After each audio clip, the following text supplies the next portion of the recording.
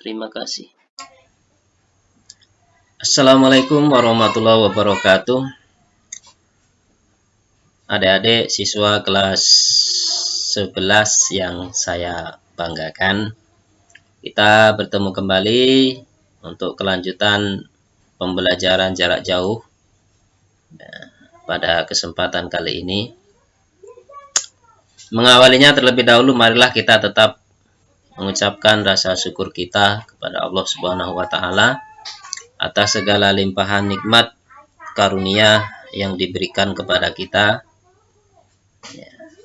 sehingga pada kesempatan ini kita bisa meneruskan aktivitas kita untuk belajar walaupun dalam kondisi sedang pandemi COVID-19.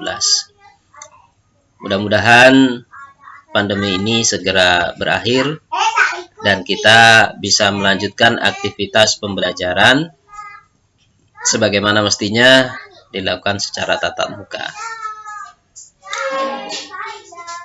Baik adik-adik, materi kita pada kesempatan kali ini adalah memahami teks prosedur. Untuk membahasnya, silahkan disimak video yang sudah Bapak siapkan berikut ini. Materi kita kali ini adalah memahami teks prosedur.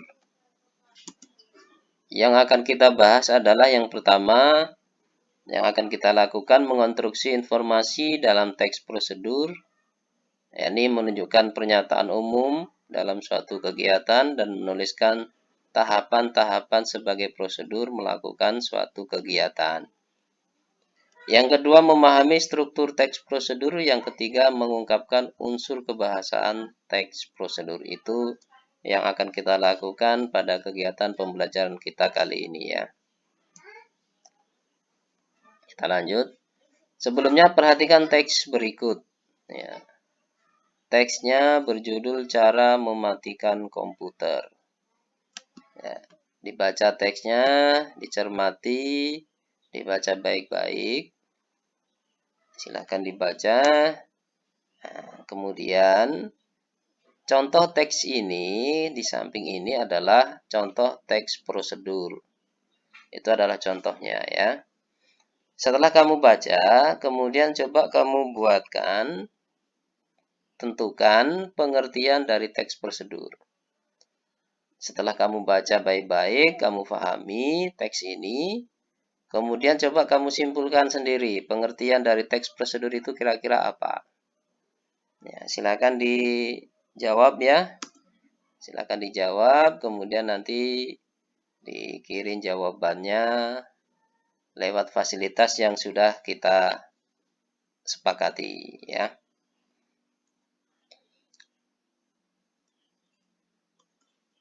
Selanjutnya, perhatikan lagi teks tadi ya, teks berikut. Ya, pada teks di samping terdapat kalimat yang menunjukkan pernyataan umum dan kalimat-kalimat yang menunjukkan tahapan melakukan sesuatu. Apakah kalian bisa menemukan kalimat-kalimat tersebut? Ya, jadi di dalam teks prosedur itu terdapat teks kalimat yang menunjukkan tahapan melakukan sesuatu dan kalimat yang masih bersifat umum.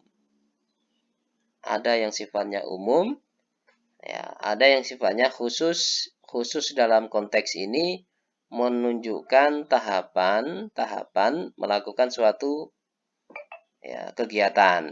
Ya. Kira-kira bisa kamu temukan tidak? Kalau tidak bisa, kita lanjut. Kita akan bimbing kalian. Ya. Menemukan kalimat umum dan kalimat yang menunjukkan tahapan melakukan sesuatu. Perhatikan ini ya. Ya. Yang di kotak itu adalah kalimat yang menunjukkan pernyataan umum. Perhatikan kalimatnya. Setelah selesai digunakan, komputer haruslah dimatikan agar tidak menyala terus. Sama seperti prosedur menyalakan komputer, Cara mematikan komputer juga memerlukan prosedur agar komputer tidak cepat mengalami kerusakan. Ikutilah langkah yang benar di bawah ini. Ini adalah kalimat yang menunjukkan pernyataan umum. Kenapa dikatakan umum? Karena dalam kalimat ini terkandung makna yang sifatnya umum. Sifatnya maknanya masih luas dan membutuhkan penjelasan dalam bentuk kalimat-kalimat berikutnya. Itu kenapa dikatakan umum. Jadi maknanya masih mengandung makna konteks yang masih luas, ya. Kemudian membutuhkan kalimat-kalimat yang menjelaskan lagi kalimat tersebut. Itulah kenapa dikatakan sebagai pernyataan yang sifatnya umum, ya. Ya, selanjutnya perhatikan yang di kotak warna oranye, kuning. Ya. Kalimat yang dalam kotak kuning itu adalah kalimat yang menunjukkan tahapan melakukan sesuatu. Ini sebenarnya lebih khusus, lebih spesifik lagi. Ya. Kalimat ini yang dalam kotak kuning ini merupakan kalimat penjelas terhadap kalimat yang di atasnya. Ya. Perhatikan ini kalimat ini. Cara mematikan komputer juga memerlukan prosedur. Ya. Itu kan belum jelas. Prosedurnya bagaimana? Caranya bagaimana mematikan komputer itu agar tidak cepat mengalami kerusakan. Kan caranya belum disebut di sini dalam kalimat pertama ini. Sehingga dibutuhkan penjelasan berikutnya. Bagaimana prosedur menyalakan dan mematikan komputer? Ya kan? Harus dijelaskan dengan kalimat berikutnya. Inilah yang disebut dengan umum tadi. Nah, sedangkan kalimat yang dalam kotak kuning ini ya, merupakan penjelasan dari kalimat di sini. Prosedur mematikan komputer. Ya. Prosedurnya bagaimana? Ya, dijelaskan dengan kalimat-kalimat yang ada di kotak kuning ini. Ya, sehingga inilah yang disebut kalimat yang khusus atau dalam konteks ini menunjukkan tahapan melakukan sesuatu. Yaitu tutup semua program aplikasi yang sedang aktif, klik tombol start, kemudian pada menu desktop, kemudian turn off, klik turn off, kemudian klik tombol ini turn off, kemudian tekan tombol off, cabut kabel, tutup ya, dengan penutupnya. Ini adalah kalimat khusus ya yang menjelaskan kalimat umum sebelumnya. Kalimat khusus ini ya dalam konteks ini menunjukkan tahapan melakukan sesuatu. Ya, bisa difahami? Jadi saya ulangi, kalimat di sini disebut umum karena yang pertama konteks maknanya masih luas, yang kedua masih membutuhkan penjelasan. Ya, itu sehingga dikatakan sebagai kalimat pernyataan umum.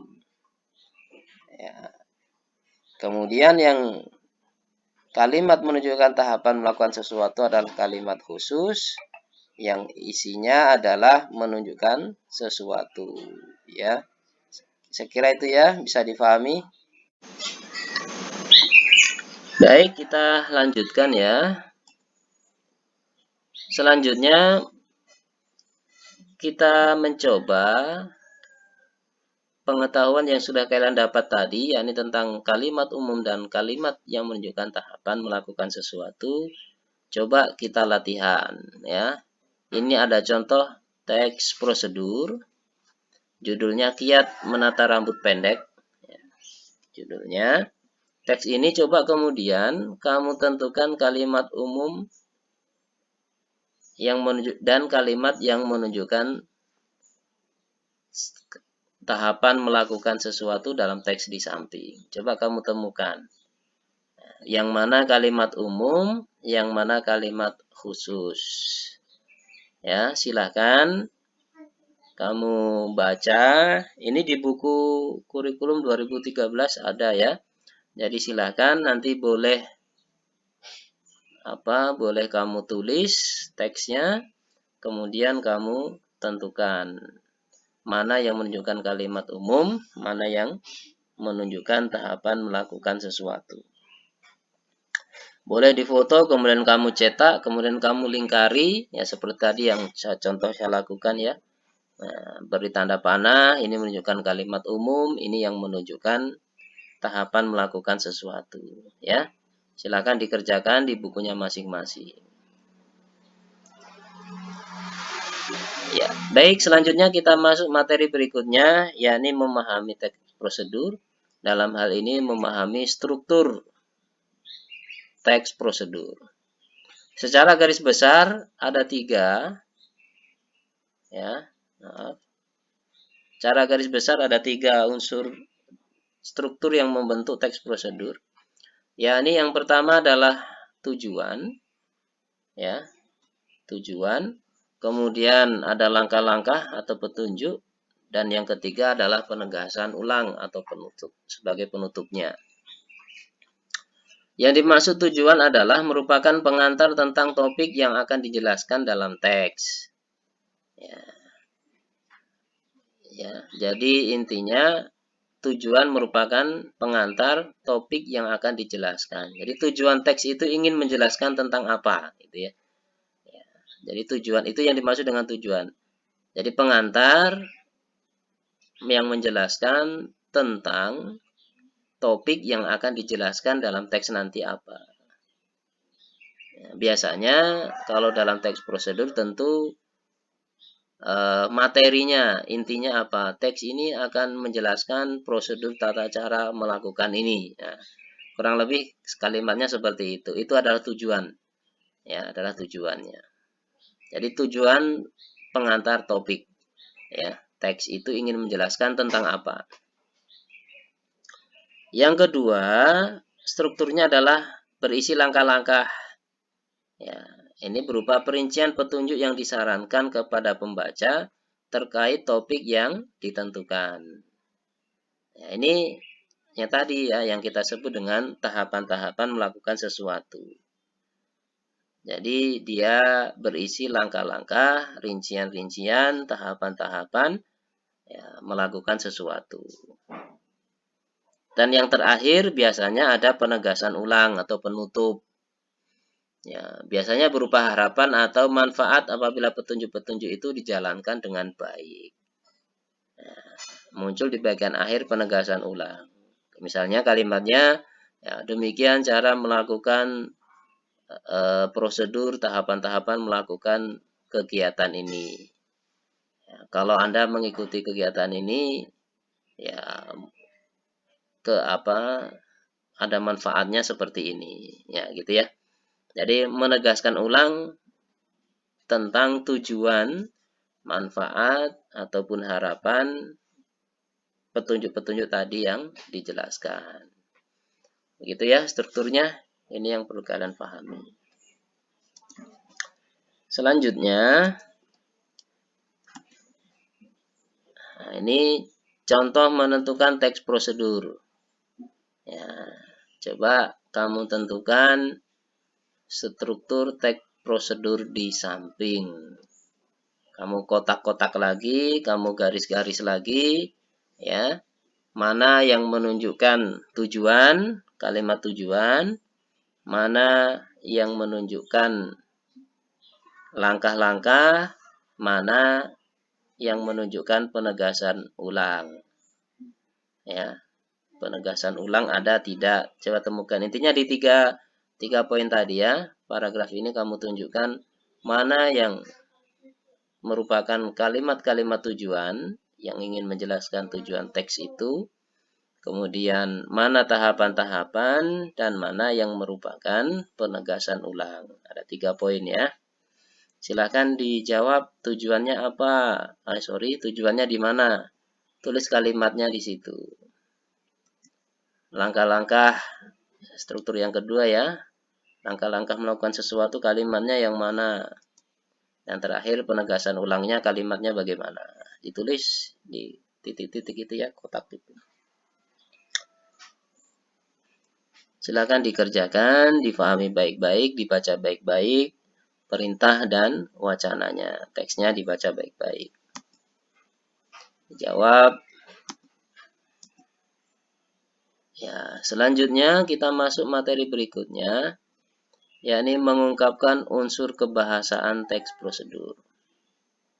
Ini yang kalian perlu pahami terkait dengan kaidah kebahasaan. Secara garis besar, teks prosedur, kaidah kebahasaannya ini yang muncul. Yang pertama adalah kata kerja imperatif, kemudian persuasif, ada kata teknis, ada konjungsi penjumlahan, dan deskripsi alat. Ya.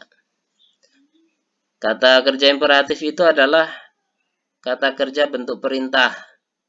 Biasanya diberi ada akhiran kan, ada i, ada partikel lah, itu kalau ada. Intinya menunjukkan perintah untuk melakukan sesuatu. Ya. Ya. Ada perintah, maka itulah bentuk imperatif. Kalau cirinya, kalau ada imbuhan kan, akhiran kan, ya misalnya pasti, pastikan, itu bentuk kata imperatif. Pastikan ya, berarti bentuk perintah kan. Kalau pasti belum perintah, tapi kalau ketika mendapatkan akhiran kan menjadi perintah, ya kan? Pastikan. Tunjuk mendapat akhiran kan menjadi tunjukkan. Perintah kan? Kalau hanya tunjuk belum, tapi ketika ada kata tunjukkan menjadi imperatif. Kata jadi, kalau hanya kata jadi bukan bentuk perintah, tapi ketika mendapatkan partikel lah, ya ini menjadi jadilah, maka jadilah itu menunjukkan perintah, gitu ya, atau imperatif.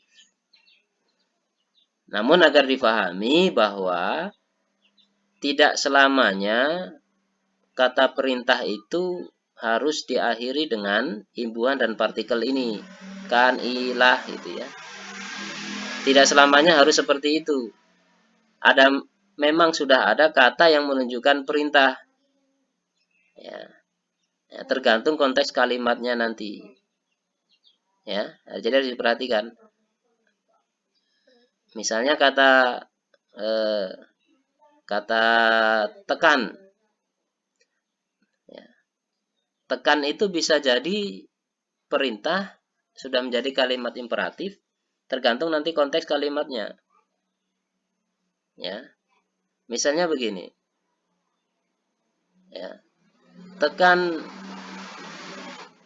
garis itu, ya. Tekan tali itu. Itu tidak mendapatkan imbuhan kan atau akhiran i atau partikel lah, tetapi itu sudah menunjukkan bentuk perintah. Ya, kata tekan itu sudah perintah walaupun tidak mendapatkan akhiran, ya kan? Atau misalnya kata pegang, ya. Pegang motor itu. Pegang itu sudah bentuk perintah, ya. Walaupun tidak menggunakan akhiran kan, akhiran i ataupun partikel lah, ya. Itu ya bisa dipahami ya. Jadi intinya yang menunjukkan perintah. Kemudian yang kedua, ini ada pernyataan banyak menggunakan kata teknis yang berkaitan dengan topik yang dibahas. Kata teknis itu kata-kata khusus yang hanya terucap dalam konteks itu. Ya. Apakah dalam teknik pertanian, ada dalam hal misalnya dalam hal otomotif, itu ada kata-kata teknis. Ya. Kata-kata teknis yang hanya digunakan dalam konteks tertentu. Ya, biasanya hanya dalam konteks tertentu itulah kata itu digunakan. Ya, misalnya kalau dalam otomotif ada istilah tune up, ya, ada istilah tune up. Itu ya hanya digunakan dalam kegiatan otomotif. Kalau dalam pertanian ya tidak ada istilah tune up, itu tidak ada. Ya, contohnya seperti itu. Jadi ada kata-kata teknis dalam konteks tertentu itu digunakan. Dan biasanya itu muncul dalam teks prosedur ya. Kemudian berikutnya konjungsi yang bermakna penambahan. Penambahan. Jadi penguatan, penambahan ya. Konjungsi itu kata hubung yang menunjukkan penambahan. Ya, penambahan bisa penambahan waktu, selanjutnya, berikutnya. Itu contohnya begitu ya. Selanjutnya ada menggunakan pernyataan persuasif. Persuasif itu ajakan. Marilah, ya, ajakan ya, persuasif itu ajakan untuk melakukan sesuatu. Ya, sebenarnya bentuknya ya kurang lebih sama dengan kalimat imperatif tadi. Karena imperatif itu menunjukkan ajakan atau perintah, gitu ya. Ya, gunakanlah ya, sebaiknya, itu menunjukkan kata-kata persuasif. Selanjutnya yang terakhir, resep. Apabila prosedur itu berupa resep dan petunjuk penggunaan alat, akan digunakan gambaran terperinci tentang benda dan alat yang dipakai, termasuk ukuran, jumlah, dan warna. Ya, itu kalau resep atau petunjuk penggunaan alat detail ya. Lebih detail, lebih rinci tentang alat-alat tersebut, itu deskripsi alat. Ya, ini adalah ciri-ciri dari teks prosedur. Dalam satu teks prosedur bisa jadi muncul semua unsur ini. Bisa jadi muncul semua. Dari 1 sampai 5 ada dalam teks itu. Tetapi ya belum tentu dalam satu teks prosedur, belum tentu juga semuanya muncul ini ya. Jadi mungkin kalian hanya menemukan 3, 4 atau hanya 2 mungkin ya. Jadi tidak harus semua ciri kebahasaan ini, kaidah kebahasaan teks prosedur ini muncul dalam satu teks. Ya, jadi mungkin sebagian muncul, sebagian tidak. Ya, tergantung bagaimana penulis ingin menulis, membentuk paragraf prosedurnya. Ya, tapi ini merupakan ciri-ciri umumnya. Ya, seperti ini. Nah, kita lanjut. Masih ciri kebahasaan teks prosedur. Nah, kita latihan ya. Sorry, bukan latihan. Masih penjelasan kembali. Kata kerja imperatif. Ini contohnya. Yang dalam kotak itu imperatif, bentuk perintah ya. Tutup. Itu sebenarnya bentuk perintah. Tutup semua program atau aplikasi yang sedang aktif. Nah, sebenarnya kalau ciri dalam penjelasan sebelumnya tadi ya, menggunakan akhiran partikel lah, misalnya tutuplah. Tapi ini tidak ada. Tapi tetap ini tutup itu sudah menjadi bentuk perintah. Ya, nah, tutuplah. Itu contoh kata kerja imperatif. Ini lagi klik. Klik itu menunjukkan perintah ya. Klik itu kan klik ya. Ya, kemudian ya itu ya, yang jelas ini ada akhirankan ya. Ini imperatif dengan menggunakan akhirankan. Diamkan beberapa saat hingga komputer padam. Akhirankan menunjukkan imperatif. Ya, dari kata diam itu menunjukkan perintah diamkan gitu ya. Itu kata kerja imperatif. Yang kedua, ciri yang kedua, kata kerja persuasif, ajakan. Ya, tutup dengan penutup misalnya. Itu termasuk ajakan. Walaupun sebenarnya imperatif dengan persuasif ini hampir mirip ya. Jadi kalau imperatif itu perintah, kalau persuasif itu ajakan. Kedua-duanya ini hampir mirip. Walaupun tidak apa ya. Dalam konteks tertentu berbeda, tetapi dalam hal ini mungkin bisa dianggap sama, gitu ya.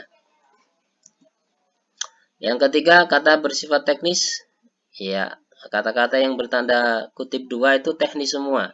Misalnya kata start, ya, kata turn off komputer ya, mungkin begitu ya baca. Ya, kalau salah dimaklumi, kita guru bahasa Indonesia, bukan bahasa Inggris. Turn off komputer, gitu ya. Itu contoh kata-kata yang bersifat teknis. Ya, kalau saya hanya menemukan 3 tadi ya. Nah, kalau adik-adik bisa menemukan lebih dari 3, ya silakan. Ya, kalau saya hanya bisa menemukan 3, mungkin adik-adik bisa lebih menemukan ciri-ciri teks kebahasaan di sini. Silakan dicari sendiri ya. Selanjutnya, nah ini latihan kita. Berdasarkan teks di samping coba kamu tentukan seperti tadi ya. Kata kerja imperatifnya mana, kata kerja persuasifnya mana, bersifat teknis ada tidak, konjungsi penambahan mungkin ada, deskripsi alat ada atau tidak. Ya, kalau ada silahkan ditulis, dikerjakan, dijawab. Ya, itu tugas latihan kalian. Dibaca baik-baik ya. Nah, silakan dibaca kemudian dikerjakan tugasnya. Ya, saya kira itu adik-adik untuk materi. Ya, demikian adik-adik materi kita tentang memahami teks prosedur.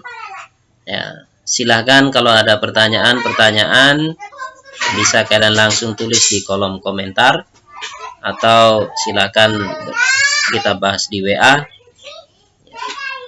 atau lewat aplikasi yang kita sepakati, yakni menggunakan aplikasi Google Classroom. Silakan, dan tugas-tugasnya jangan lupa dikumpul di Google Classroom ya. Demikian materi kita kesempatan ini. Terima kasih. Assalamualaikum warahmatullahi wabarakatuh.